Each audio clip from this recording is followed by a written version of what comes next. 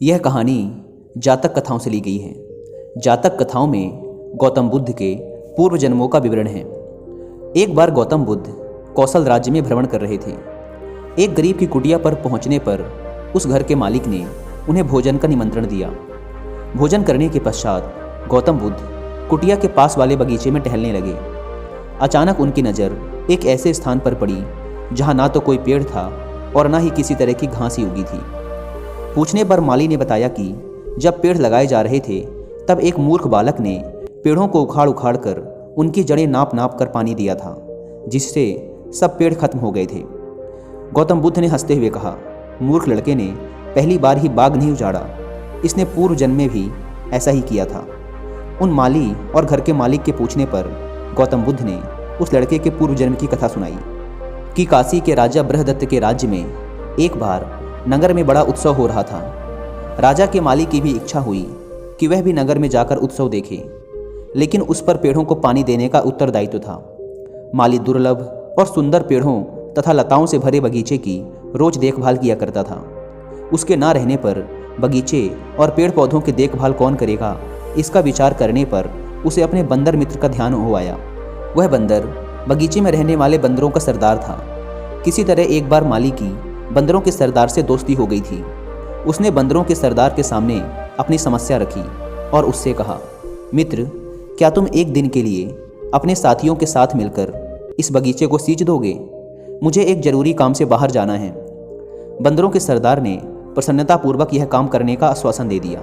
जब माली चला गया तो सरदार ने सब बंदरों को बुलाया और समझाया, देखो दोस्तों, आज हमें एक परोपकार का काम करना है। बड़ी सावधानी और अक्लमंदी से सभी पेड़ पौधों को पानी देना है।